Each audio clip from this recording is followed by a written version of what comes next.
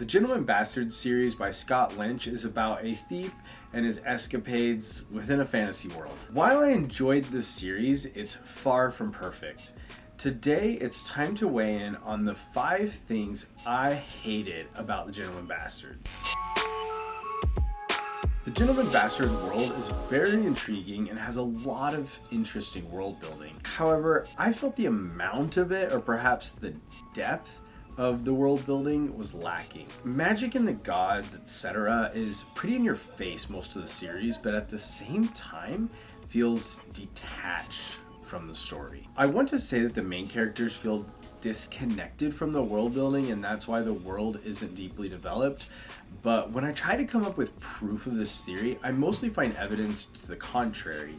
So in the end, I'm chalking this up to a gut feeling. Each of the 3 books takes place in a different location. I didn't really mind until the 3rd book, and instead of being excited about a new setting, I felt really disoriented. I think what it comes down to is that the cities Locke and Jean visited in the 2nd and 3rd books didn't have an obvious vibe to them.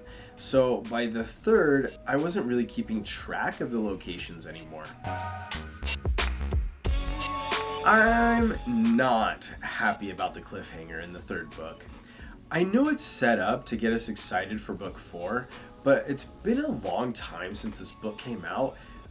Are we getting a book 4? My other issue with it is that it teases a villain we haven't seen since book 1. I just don't feel connected to the return of this villain. I feel like some attention could have been given to the villainy of this villain within the book itself, and not just in the epilogue. When it comes down to it, I really just didn't love book 3. The romance was disappointing. The election felt inconsequential. It lacked tension and weight and interesting side characters like the others had. I almost quit the series twice because of the flashbacks. I really just didn't like them. Worst of all the flashbacks, though, were the 2 that went back to Locke's time before he joined Father Chains at the temple. I fought so hard to get through the first prologue and get to the actual stories in the lives of Locke and Mora. If I hadn't heard such good things about it, I don't think I would have finished the prologue even. That's how much I hated it.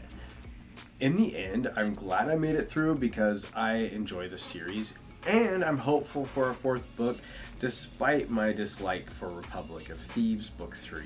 If you're mad about my hate, click the card for some love. And thanks for watching.